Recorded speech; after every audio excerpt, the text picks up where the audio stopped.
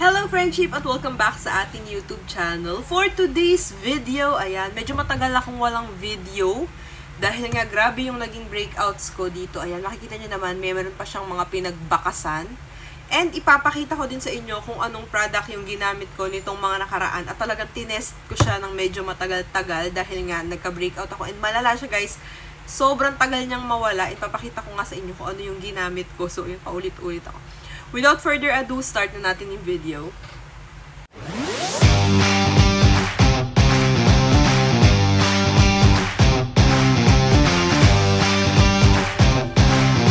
So guys, ayun na nga, grabe yung naging breakout ko nung mga nakaraan. Ipapakita ko dito. Dito siya sa side na to. Ito yung lower cheek ko na to. Grabe yung naging breakout niya. Hindi ko alam kung ano yung naging cause or baka nagka-period lang ako.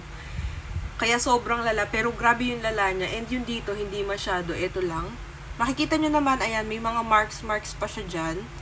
Na medyo nag-light na din. And 2 products yung ginamit ko pala guys, na talagang naka-help sa akin.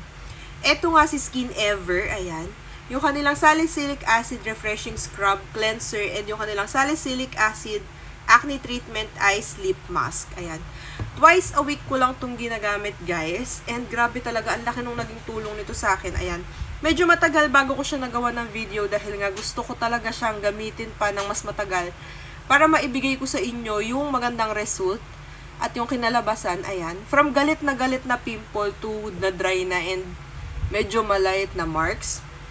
Ito siya guys. Ayan, ganyan yung itsura niya. Ayan, hindi nabibigyan hostisya kasi sobrang liwanag nung ano ko, no. Pero ganyan siya, and ayan, makikita nyo naman, gamit na gamit ko to dahil nga ito yung ginamit kong panghilamos twice a week. Yung itsura naman niya guys, pag sa kamay is ganyan. Ayan. And ano talaga siya guys, scrub. Parang may mga micro beads siya. Ayan, ganyan. And pag ginamit nyo, sobrang smooth niya sa mukha. And ito yung nakadry ng aking pimple. Feeling ko ha, yun kasi yung ginagawa ng salicylic acid guys. And ayan, ganyan siya. Ayan, kung makikita nyo may mga micro beads siya dyan. Para talaga siyang, anong tawag dito? Scrub. Ganon, ayan. And pati yung mga whiteheads ko sa nose, natatanggal niya. Ang ganda nito. Ito pala guys, is meron siyang tea tree calendulas tsaka centella.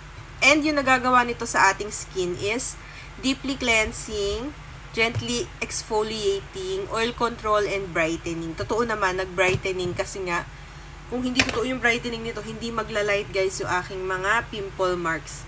Alam nyo, sobrang hirap tanggalin ng pimple marks and ito, na-help niya yung aking mga pimple marks from ano-ano. Ayan oh. Meron pa din pero hindi na siya yung ganong ka-dark kasi pulang-pula yung naging tagyawat ko guys and alam ko na magda-dark talaga siya. Next natin itong kanilang Salicylic Acid Acne Treatment Eye Sleep Mask. Twice a week ko lang din to ginagamit. Combo to guys pag ginagamit ko. Kapag hinilamos ko to, ginagamit ko to sa gabi. Ayan, sa gabi ko lang pala siya ginagamit. Pag pinahilamos ko to sa gabi, isusunod ko to. Ayan, wala ko ibang product na ginamit nung nakaraan, maliban na lang sa panghilamos ko na aloe vera. Eto guys naman is meron Pioneer, tea tree, and centella. Relieving redness, gently treating acne skin. Totoo guys, kasi ayan, makikita nyo naman. Cleanse pores and fade acne marks. So, eto din pala guys, na-help niya mag-fade. Kaya siguro siya nag-light na ganyan na todo. Kasi hindi naman siya ganyan nung ano siya. Grabe guys, yung pagkaka-breakout ko nung huli na to. So, ayun. Nag-take time talaga ako para gamitin yung mga product na to and mabigay ko sa inyo yung best result niya kung okay ba talaga siya. Nakalagay din pala dito guys kung paano nyo siya gagamitin. Natapon ko na kasi yung mga box niya. Kaya hindi ko na mapapakita yung box. So, ito na lang yung tinira ko. Yung talagang product na ginagamit ko. And ito guys is 2 to 3 minutes hanggang ma-absorb ng skin. And pag na-absorb, okay na siya. Hindi nyo na siya babanlawan. Para lang siyang serum pero parang gel type. Papakita ko sa inyo itsura. Ganyan siya oh. Para siyang gel type. Ayan. Parang medyo madilaw sa camera. Hindi naman ganyan sa personal. Parang medyo clear siya ng konti. Ayan, ganyan pala yan. Mas clear pa lang siya tingnan pag ganyan. Yan. And para siyang gel type, pag pinahid yung ganyan sa skin. And ayan, ganyan lang siya. Ililive nyo lang siya pagka ganyan nyo. At aantayin nyo lang ma-absorb nung skin nyo. Tapos pwede na kayo mag-sleep. Ayan, ang ganda niya guys. Ang sarap niya sa mukha. Sarap niyang gamitin sa mukha. So, ayan. Feeling ko, isa to sa nagpalight ng aking acne marks. So, ayun. Dalawang product lang guys yung ginamit ko. And, kung sulit ba to, sobrang nag-trending kasi to guys sa TikTok. Kaya tinry ko din. Para din mabigyan ko kayo ng review. Kasi sa TikTok, di ba minsan short reviews lang. And hindi ako masyadong fan ng mga short reviews. So, ayun. Kung gusto nyong itry, ilalagay ko yung link sa may description box and talagang mahe-help kayo nito guys. Lalo na sa paglalighten ng acne marks. Yung mga redness ng inyong pimple na natanggal. Talagang mahe-help niya malighten. So, ayun.